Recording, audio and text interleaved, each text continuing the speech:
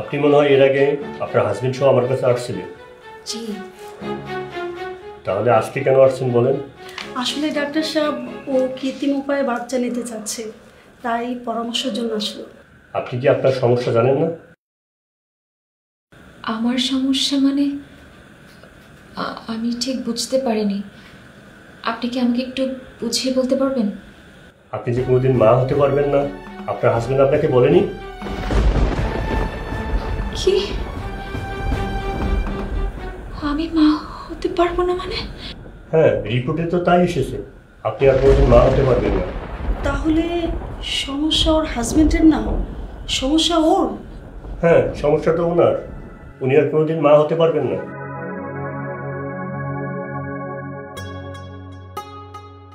সমস্যা তাহলে ওর না, আমার। তার মানে ও আমাকে এতদিন মিথ্যা কথা বলল, কিন্তু কেন?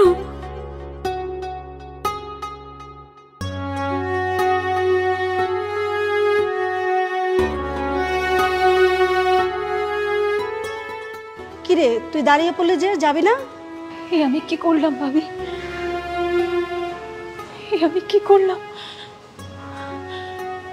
আমার এত বড় সমস্যা জেনেও মানুষটা একবারের জন্য আমাকে বুঝতে দিল না যে আমার সমস্যা। আমি প্রতিদিন দিনের পর দিন তাকে অপমান করে গেছি, তাকে তুচ্ছ তাচ্ছিল্য করে গেছি, কষ্ট দিয়ে গেছি। সমাজের কাছে আমি খারাপ হব বলে মানুষটা নিজেই খারাপ হয়ে গেল বিনা দোষে। যেন ভাবি বিয়ের এতদিন পরেও আমি কোনোদিন ওর পছন্দের মূল্যায়ন করিনি। আমি ওর ভালোবাসার বিন্দু মাত্র মূল্যায়ন করিনি, ওকে কোনোদিনও সম্মান করিনি। আমি যে কি পরিমাণ খারাপ মানুষ ভাবি, আমি যে কি খারাপ। আমি এতটাই খারাপ, এতটাই জঘন্য যে আমি এত বড় একটা মহান মানুষকে চিনতেই পারলাম না। সাগর ভাইকে দেখে খুব ভালো মানুষ মনে হতো, কিন্তু তিনি যে এত মহান কখনো বুঝতে পারিনি। আসলে তুমি হয়তো আল্লাহর কাছে কোনো ভালো কাজ করেছো, এই জন্য এমন একটি মানুষকে তুমি স্বামী হিসাবে পেয়েছো। ভাবি ভাবি আমি কোন মুখ নিয়ে সাগরের কাছে দাঁড়াবো ভাবি? আমার নিজেকে অনেক ঘৃণা লাগছে, অনেক ঘৃণা লাগছে আমার নিজেকে। অনেক অপরাধী মনে হচ্ছে ভাবি। আমি কোন মুখ নিয়ে সাগরের কাছে দাঁড়াবো ভাবি? আমি কিচ্ছু বুঝতে পারছি না। আমি আসলেই বউ হওয়ার যোগ্য না, আমি আসলে ওর বউ হওয়ার যোগ্য না। তুই যে তোর ভুলটা বুঝতে পেরেছিস, এটাই অনেক বড় কথা। সে মানুষটা কি আদৌ আমাকে মাফ করবে? ও যদি আমাকে মাফ না করে ভাবি, আল্লাহ আমাকে কখনো ক্ষমা করবে না, কখনো ক্ষমা করবে না। আরে তুই এত চিন্তা করিস না তো, সাগর ভাই অনেক ভালো মানুষ, তোকে মাফ করে দিবে।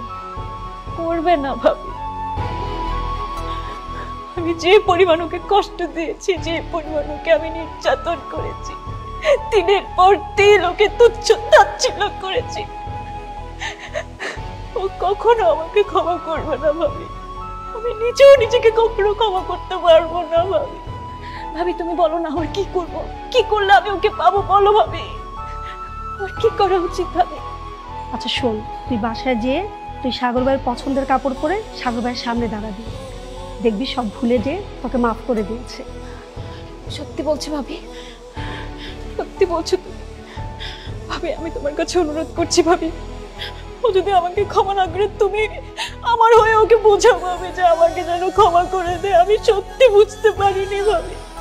আমি যদি জানতাম যে দোষটা আমার, আমি কখনো ওর সাথে এরকম করতাম না ভাবি, কখনো।